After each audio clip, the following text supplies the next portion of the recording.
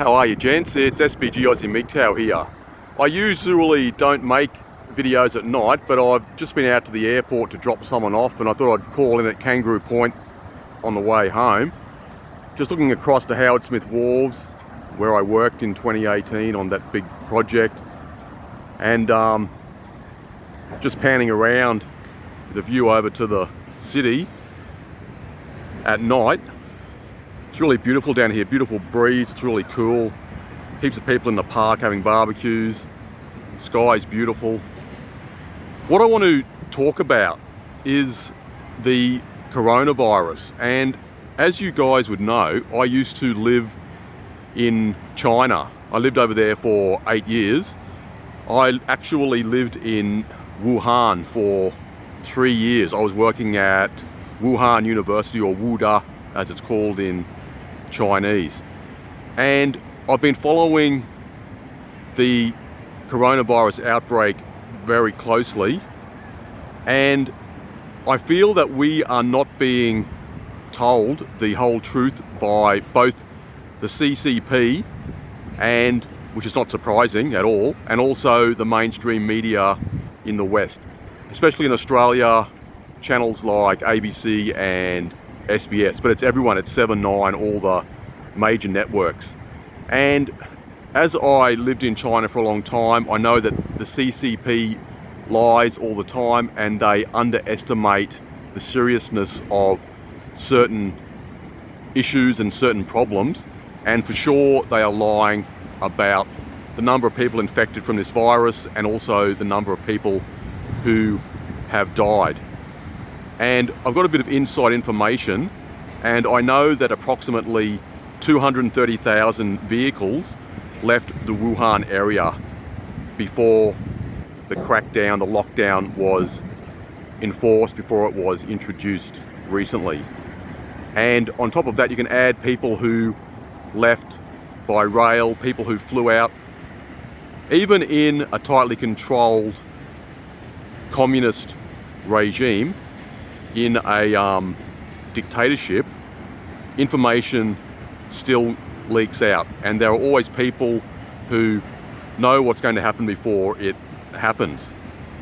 And I was reading a report by the University of Hong Kong medical faculty, and they estimate that at least 44,000 people in China are infected with the virus, and by now it could be maybe 55, 60,000. There are some estimates that up to 100,000 people are infected in Wuhan alone. And if that's true, the mortality rate is about, the minimum rate about 2.4, 2.5%. So that means probably 2,400, 2,500 people have died. But going by the Hong Kong University estimate, I'd say it's more like about 1,200, 1,300. Could be more now because that's about a week ago. And even though the city has been locked down, I know that in China it's quite easy to bribe CCP officials, even low-level officials, people from the PSB, and I'm sure that plenty of people who are infected have bribed officials so they can leave the Wuhan area.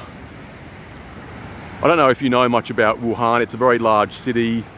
It contains about 10 million. They're saying 11 million, but maybe 10 to 11 million now. Used to be about 8 million in 2008, 2009 when I was there, but it's grown quite rapidly, very significantly, and there are a lot more people living there now.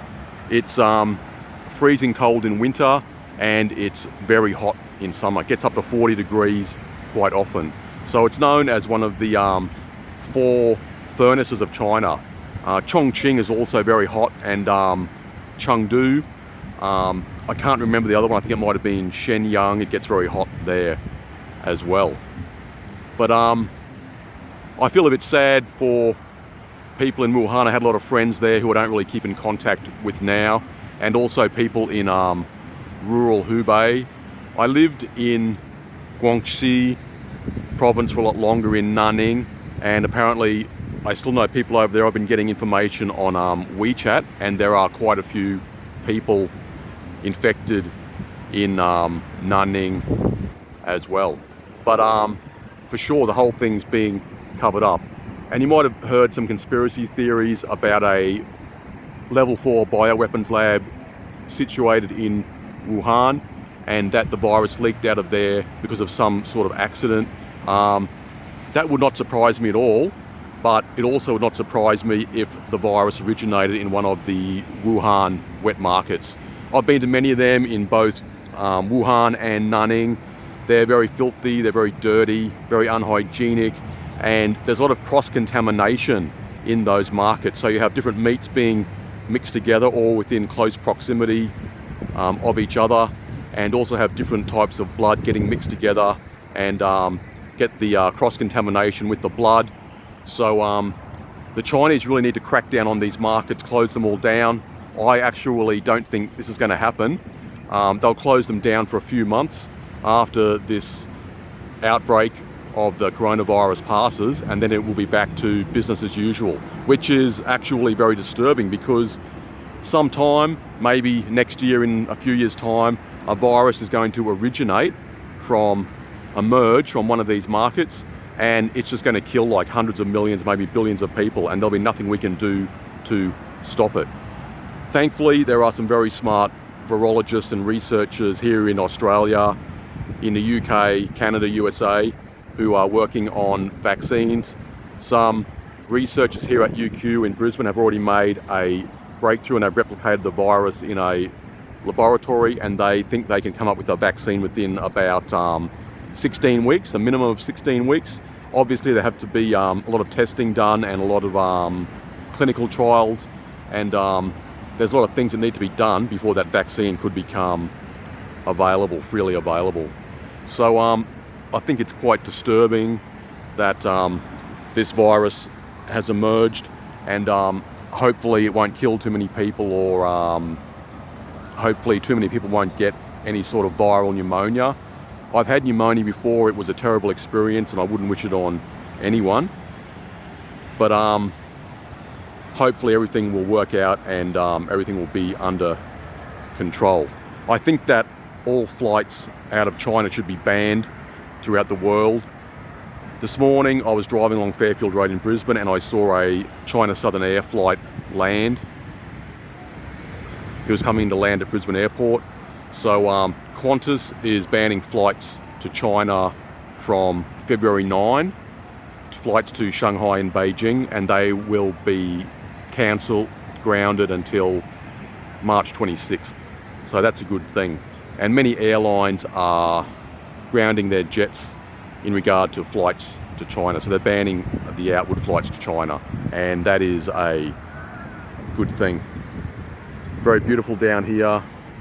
Should come down here more often. It's great. Anyway, gents, what's your opinion about the coronavirus? Do you feel there is a cover-up?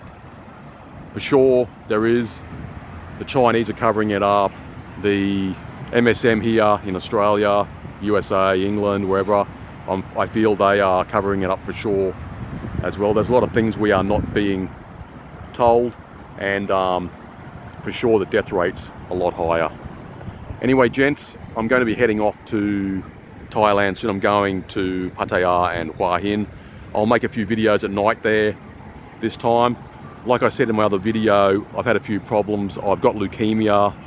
I've been a bit worried because recently it has changed to be the CLL, the chronic leukemia. So I've been quite worried. I know that Vention has had his problems with cancer, and he said that being a MGTOW helps him cope with having cancer, and I feel that's true because it teaches you to take responsibility for your own problems and your own actions. And when I was younger, I had a lot of junk food, I drank too much, didn't take care of my body, of my health. Recently I have been, the last couple of years, but thankfully I don't smoke, so that's one thing in my favour. But yeah, there are some guys, expats in Thailand, China, Vietnam, who have cancer, and they make videos on YouTube, want people to feel sorry for them. But if you have made irresponsible choices, you have to be responsible for those choices, your life choices. Anyway, guys, yeah, getting a bit deep and meaningful there, but anyway, when you get older, when you're in your early 50s, you start thinking about life and the meaning of life and what your future holds. And hopefully I've got quite a few more years to go yet, but you never know. You never know the future. This beautiful tree all lit up there. Anyway, guys, tell me your thoughts and feelings about the coronavirus, and hopefully I can talk to you again soon. Cheers.